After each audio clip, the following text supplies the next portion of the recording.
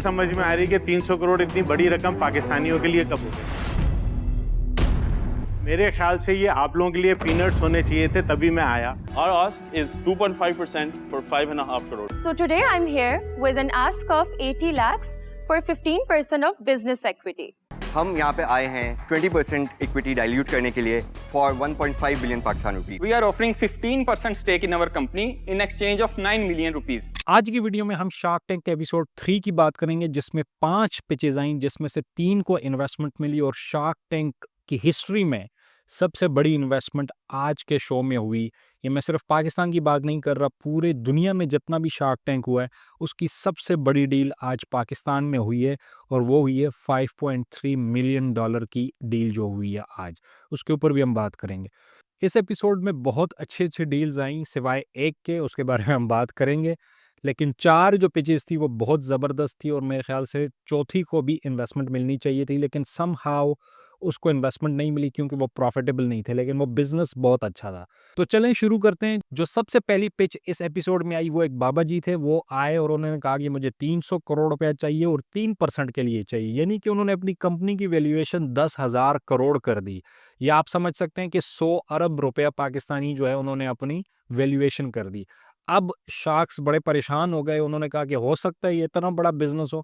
उनका जो बिजनेस था वो मशीन्स बनाने का बिजनेस था, यानी कि वो पेपर प्रेसिंग और कटिंग मशीन्स बनाते हैं, या जो मोल्ड्स बनाते हैं, मोल्ड बनाने की मशीन्स होती हैं, जैसे एलुमिनियम की हो गई, लोहे की हो गई, यानी मशीनों के मैन्युफैक्चरर हैं और उनकी फैक्ट्री है जिसमें मशीनें बनती हैं।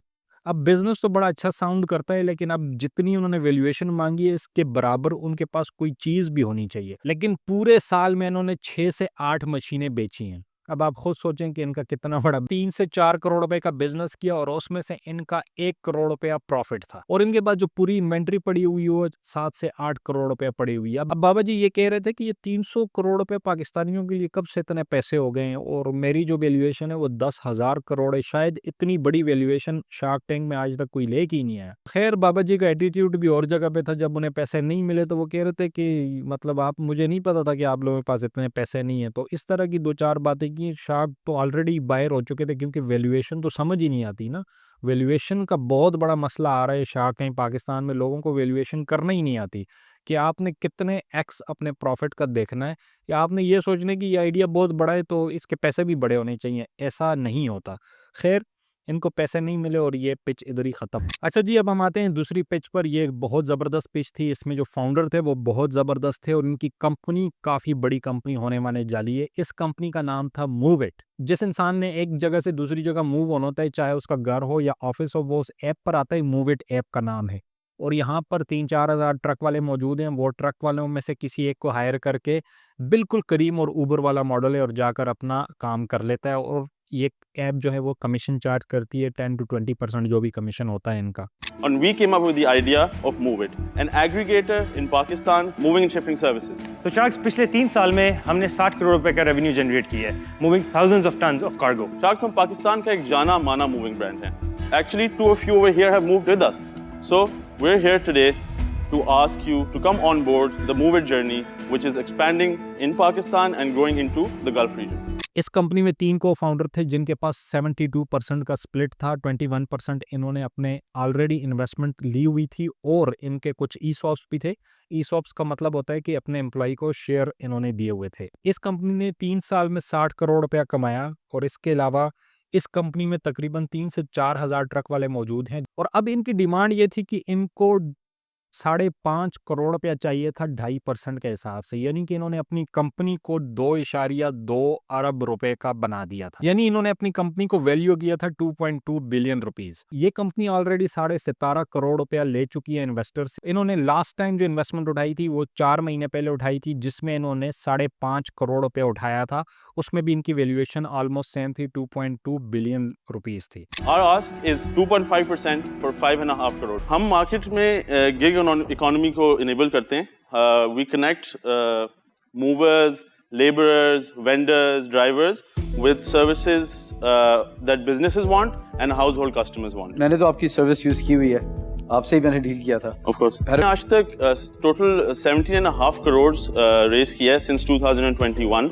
लास्ट ईयर इन्होंने 18 करोड़ रुपए का कारोबार किया था, जिसमें इनका 10 से 11% मार्जिन था। अब यहाँ पर आके थोड़ा सा प्रॉब्लम हो जाता है क्योंकि ये कंपनी प्रॉफिटेबल नहीं है। इनको ब्रेक इवन पर आने के लिए तकरीबन 15 से 16% ग्रॉस मार्जिन लेना पड़ेगा।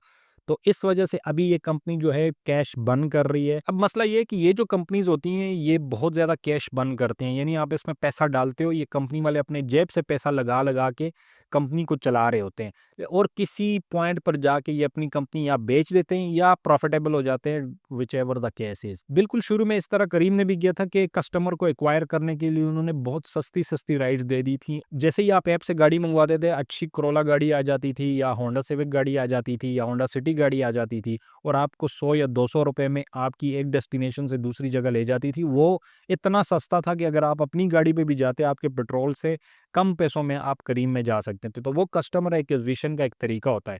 अब आप याद रखें कि इस शार्क टैंक पैनल पे जो एक बंदा बैठा हुआ है, जुनैद इकबाल, उन्होंने करीम में काम किया हुआ है। करीम पाकिस्तान में एक्सटेंड करने के में उनका बहुत बड़ा हाथ है और करीम जब एक्वायर की थी उबर ने, तब भी वो उस कंपनी में काम करते थे, तो उनका इस चीज़ में बहुत ज़्यादा एक्सपीरियंस है और वो काफ़ी इंटरेस्टेड लग रहे थे इस ऐप में इन्वेस्टमेंट करने के लिए, लेकिन उन्होंने नहीं की।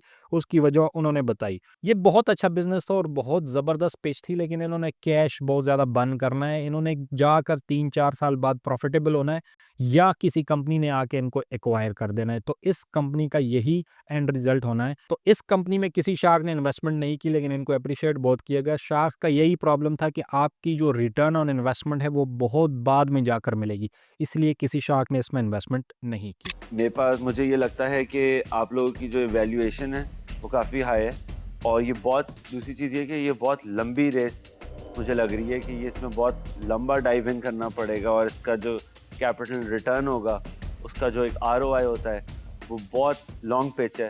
तो for these reasons I am out. I wish you guys all the best. आप शार्क टैंक पाकिस्तान पे हम इन्वेस्ट कर रहे हैं और हम एक वो पाकिस्तान बेस्ड अपॉर्चुनिटीज़ के लिए थोड़ा सा हम अपना कैपिटल इस्तेमाल करना चाहते हैं, तो इस वजह से मैं अभी के लिए आउट हूँ। पर I wish you the best and इंशाल्लाह I know you are going to do really well. ये आखिर में इससे वैल्यू निकालना बहुत मुश्किल होता है। पाकिस्तान में उन्होंने पैसा बनाया इस बिजनेस में जो खुद ट्रकिंग इंफ्रास्ट्रक्चर को ओन करते हैं, ये आपने लर्न कर लिया होगा। बट B2B में मैं एक्सपोज भी हूँ, पर वो अभी तक समझ नहीं आया कि उसमें से वैल्यू कैसे एक्सट्रैक्ट होगी। And for that reason alone, क्योंकि ये बंडल हो रहा है, that's why I am out. But I want to stay in touch with you guys. You guys are amazing. All the best. Thank you for having us. अब हम आते हैं तीसरी पिच पर, जो कि एक है डिजाइनर ब्रांड जिसका नाम है शाताज कैसर। ये एक खवातीन का कपड़ों का ब्रांड है जो कि कस्टमाइज कपड़े बनाते हैं। खास तौर पर ये जो दुल्हन के लहंगे वगैरह होते हैं ये लोग बनाते हैं। इनकी जो सबसे सस्ता लहंगा है वो 2 लाख रुपए से शुरू होता है और इनके जो फॉर्मल कपड़े हैं वो 40,000 रुपए से शुरू होते हैं। इन्होंने जो कपड़े डिस्प्ले किए थे उसमें 8 लाख 10 लाख रुपए के लहंगे भी मौजूद थे। इनकी जो डिमांड थी वो 80 लाख रुपया थी 15% के लिए अपनी कंपनी के स्टेक में, और इन्होंने अपनी कंपनी को 5.3 करोड़ रुपए पर वैल्यू किया। इनकी बिजनेस में जो सबसे बड़ा प्रॉब्लम था कि वो स्केलेबल नहीं था, यानी कि आपने एक ऑर्डर दिया है और आपको फॉर्मल कपड़े 10 से 15 दिन के दरमियान में मिलते हैं, या आपने कोई लहंगा बनवाना है तो उसमें कम से कम 20 से 25 दिन लगेंगे। और ये सारा हैंडमेड काम है, यानी कि मशीनों में काम नहीं है। हर डिज़ाइन दूसरे डिज़ाइन से मुख्तलिफ है, इसलिए आप इसको बल्क क्वांटिटी में एकदम बेच नहीं सकते। इसलिए ये बिजनेस को इतना ज़्यादा स्केलेबल नहीं था। ये एक कंसर्न था शार्क्स का।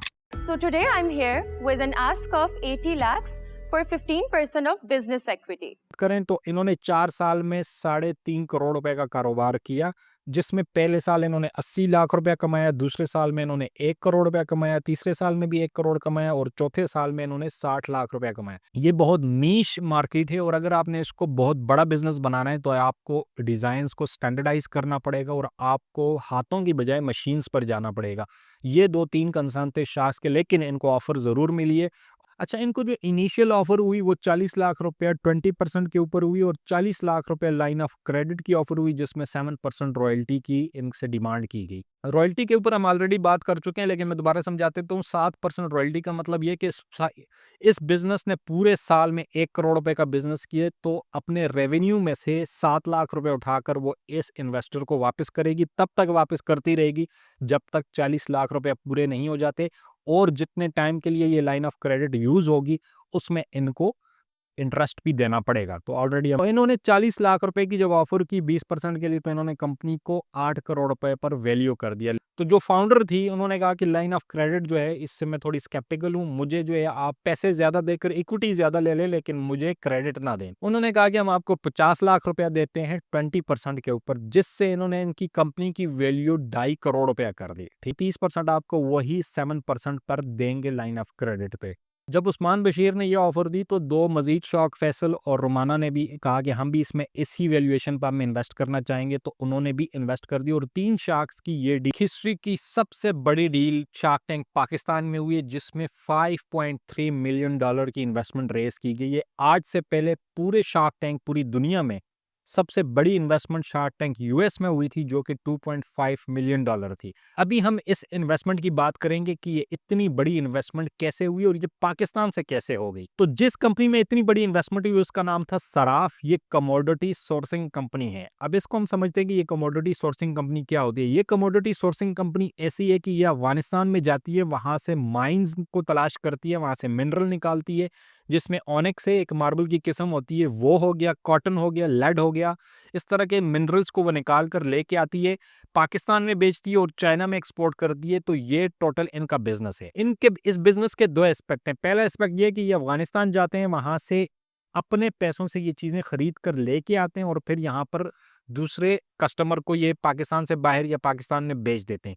दूसरा ये कि ये एक ऐसी ऐप पर, टेक्नोलॉजी पर काम कर रहे हैं जो अलीबाबा की तर्ज की होती है, जहां पर वेंडर भी आएगा और जहां पर सप्लायर भी आएगा, और वहां पर ये के 2024 तक 11 अरब रुपए का बिजनेस किया है। और इस 11 अरब रुपए में से 20% इनका प्रॉफिट है, जो कि बनता है 1.5 बिलियन रुपीस, यानी 150 करोड़ रुपए इन्होंने कमाए हैं आज तक 4 सालों में। अब बात करते हैं कि इनकी डिमांड क्या थी। इनकी डिमांड थी कि हमें 150 करोड़ रुपया चाहिए 20% के लिए, जो कि 1.5 अरब रुपया 20% में बनता है, जिससे इन्होंने अपनी कंपनी को वैल्यू किया 750 करोड़ पे, जो कि 7.5 अरब रुपया बनते हैं। और इनको उस्मान बशीर से 150 करोड़ रुपया मिल गया था। उसके ऊपर हम आगे जाकर बात करते हैं। अब जो इस कंपनी का प्रॉब्लम है वो ये कि इनके पास 500 मिलियन रुपए हैं, यानी कि ये हर साल 500 मिलियन की चीजें अफगानिस्तान या सेंट्रल एशिया से लाते और पाकिस्तान या चाइना वगैरह में बेच देते हैं। अब मसला ये है कि ये 5 से 6 दफा ये पैसे खत्म हो जाते हैं, यानी कि ये 500 मिलियन की चीजें लेके आते हैं, वो खत्म हो जाते हैं, ये फिर जाते हैं, ये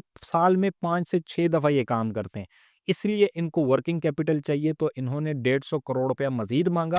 ये ट्रेडिंग का बिजनेस है या ये 150 करोड़ रुपया इनके पास आएगा तो इनका वर्किंग कैपिटल काफी ज्यादा हो जाएगा, और ये अपना जो रोल आउट है उसको 5 से 6 से कम करके 2 से 3 पर ले आएंगे। यानी कि 2-3 दफा अगर पैसे खत्म हो रहे हैं तो फिर समझ आता है 5 से 6 दफा जो इतने ज्यादा पैसे खत्म हो जाते हैं उससे इनको प्रॉब्लम है। और इनके बिजनेस की सबसे अच्छी बात ये कि ये कैश पर काम करते हैं, उनको 5 से 6 दिन में अपने पूरे पैसे वापस मिल जाते हैं, और ये एलसी वगैरह पर भी काम कर रहे हैं। अब हम बात करते हैं कि इनको जो इन्वेस्टमेंट मिली उस्मान बशीर से, उसकी क्या टर्म्स थी। उस्मान बशीर ने इनको ऑफर किया कि हम आपको 150 करोड़ रुपया देंगे, लेकिन उसका हम 2 स्प्लिट करेंगे। 80 करोड़ रुपया मैं आपको दूंगा 20% के लिए, यानी कि मैं आपकी कंपनी में 20% स्टेक लूंगा 80 करोड़ रुपए के लिए, और बाकी जो 70 करोड़ रुपया है वो मैं आपको लाइन ऑफ क्रेडिट दूंगा, और उसमें से मैं 3%। फिर के बाद इनकी कंपनी की वैल्यू हो गई 80 करोड़ 20% के लिए, जिससे इनकी वैल्यू बनती है 4 अरब रुपया, जो कि पहले 7.5 अरब रुपया थी। तो वैल्यूएशन काफी ज्यादा कम होगी, ऑलमोस्ट हाफ हो गई।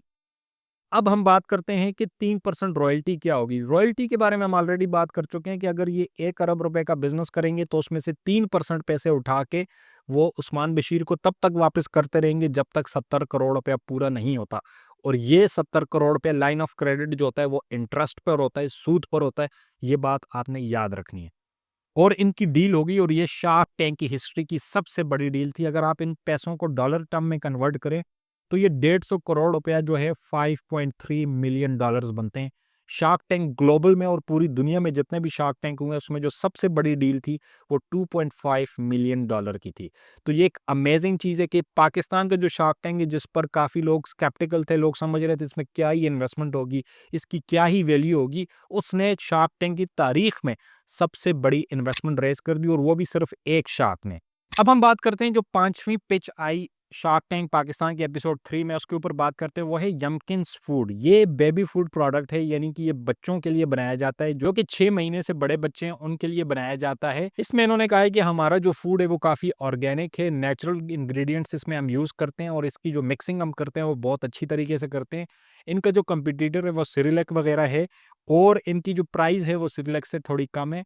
इन्होंने पिछले साल ये कंपनी बनाई और 6 महीने का जो इन्होंने कारोबार किया वो 9 लाख रुपया है, जिससे इनका जो नेट प्रॉफिट है वो तकरीबन 2.5 से 3 लाख रुपया बनता है। और ये लोग आए थे, उन्होंने कहा था कि हमें 90 लाख रुपया चाहिए 15% के लिए, जिससे इन्होंने अपनी कंपनी को 6 करोड़ रुपया वैल्यू कर दिया। इस वैल्यूएशन के ऊपर थोड़ा सा प्रॉब्लम हुआ है कि शाह कह रहे थे कि हर महीने आपने अपनी कंपनी को 1-1 करोड़ रुपया ज़्यादा करके 6 महीने में 6 करोड़ रुपया वैल्यू बना दी, जो कि absurd अमाउंट है। 6 करोड़ रुपए इनकी कंपनी की वैल्यू नहीं बनती, इनका प्रॉफिट ही जो है वो 3 लाख रुपया है। एज आई सेड अर्लियर कि शार्क टैंक पाकिस्तान में वैल्यूएशन का बहुत प्रॉब्लम आ रहा है। वह होता ये है कि ये लोग खुद बैठ के इंटरनेट पर देख के कि वैल्यूएशन कितनी होनी चाहिए, उसको बनाकर ये आ जाते हैं। ये किसी अकाउंटेंट के पास नहीं गए, किसी फाइनेंस वाले के पास नहीं गए कि हमें वैल्यूएशन करके दो, तो ये खुद से ये वैल्यूएशन करके तकरीबन सारे लोग आ रहे हैं। बहरहाल इनका प्रोडक्ट जो था वो बहुत अच्छा था, यानी कि बचपन से जो बच्चे बड़े हो रहे हैं तो मोस्टली प्रोडक्ट जो मार्केट में है वो हाई शुगर में है। अगर आप बच्चे को इतनी कम एज में ही शुगर के प्रोडक्ट दोगे तो काफ़ी बड़ा प्रॉब्लम है। अब बड़े हो गए उसको डायबिटीज़ ही होना है। तो आजकल जो लोग हैं ये ट्रेंड आ रहा है कि हेल्दी फूड की तरफ जा रहे हैं, लोगों को अवेयरनेस हो गई है कि शुगर हमारे लिए अच्छा नहीं। और वैसे भी पाकिस्तान में जो शुगर है वो दुनिया में बहुत ज़्यादा है। आज नहीं तो कुछ अरसे में पाकिस्तान में ऑर्गेनिक फूड, शुगर फ्री चीज़ों की मार्केट बहुत ज़्यादा होने वाली है, क्योंकि शुगर से बहुत ज़्यादा लोग मुतासर हैं। तो रोमाना डाडा ने जो इनकी वैल्यूएशन की, उन्होंने 6 करोड़ रुपये वैल्यूएशन तो नहीं देनी थी ज़ाहिर है, लेकिन उन्होंने कहा कि मैं आपको 9 मिलियन रुपीज़ यानी 90 लाख रुपये देती हूँ 40% के लिए, जिससे इन्होंने उसकी कंपनी की वैल्यू 2.25 करोड़ कर दी। बहरहाल सबका ख्याल ये था कि ये बहुत अच्छी वैल्यूएशन पे इनको मिल रहा है। एक कंपनी है अर्ली स्टेज में, एक शार्क आएगा जिसके यूरोप में या यूके में बड़े लिंक्स हैं, तो एकदम इनकी कंपनी को बूस्ट मिलेगा। और फाइनली उन्होंने डील एक्सेप्ट कर ली और ये इनके लिए बहुत अच्छा हुआ और ये डील फाइनल। तो जनाब ये थी शार्क टैंक पाकिस्तान के एपिसोड 3 की सारी पिचेस। मेरे ख्याल है कि बहुत ज़बरदस्त एपिसोड जा रहे हैं और इस एपिसोड ने तो हैरान ही कर दिया कि $5.3 मिलियन की इन्वेस्टमेंट हो गई सराफ में और सिर्फ एक शार्क ने की, जो कि बहुत ज़बरदस्त बात है। इससे 2-3 चीज़ें होंगी। सबसे बड़ी चीज़ ये होगी कि आपको पता चलेगा कि जिन बिजनेसेस पे हम काम कर रहे हैं उनकी वैल्यू है मार्केट में। अगर हम कोई छोटी ऑर्गेनिक फूड प्रोडक्ट भी बना रहे हैं, हम अगर डिज़ाइनर कपड़े भी बना रहे हैं, तो सबको इन्वेस्टमेंट मिल सकती है। सब जो हैं अच्छे बिजनेसेस हैं। मेरे ख्याल से ये बहुत ज़बरदस्त एपिसोड रहा कि जो पाकिस्तान में अवेयरनेस क्रिएट करेगा और अगले साल आप देखेंगे बहुत ज़बरदस्त बिजनेस आएंगे और लोगों को अवेयरनेस होगी। अभी पहला एपिसोड है, लोगों को वैल्यूएशन के जो है ना इतनी समझ नहीं है। कोई आ रहा है अपने कंपनी को 10,000 करोड़ पे वैल्यू कर रहा है, कोई आ रहा है वो अपने बिजनेस को 750 करोड़ रुपए पे वैल्यू कर रहा है और कोई 6 करोड़ पे वैल्यू कर रहा है। वैल्यूएशन का प्रॉब्लम जो है आपको पिछले एपिसोड में भी देखने को मिल रहा है और इस एपिसोड में देखने को मिल रहा है। तो इसके ऊपर हम वीडियो बनाएंगे, वैल्यूएशन को कैसे किया जाता है, कि पाकिस्तान में वैल्यूएशन कैसे होती है या इंटरनेशनल वैल्यूएशन कैसे होती है। तो इसके ऊपर आने वाले वीक्स में हम वीडियो बनाएंगे ताकि ये वैल्यूएशन वाला जो प्रॉब्लम है इसको थोड़ा हम सॉल्व करें। थोड़ी अवेयरनेस है, बाकी हम अपना नॉलेज शेयर करेंगे, इसके अलावा कुछ भी नहीं। उम्मीद है कि आपको वीडियो पसंद आई होगी और मिलते हैं अगली वीडियो में। तब तक के लिए अल्लाह हाफिज़।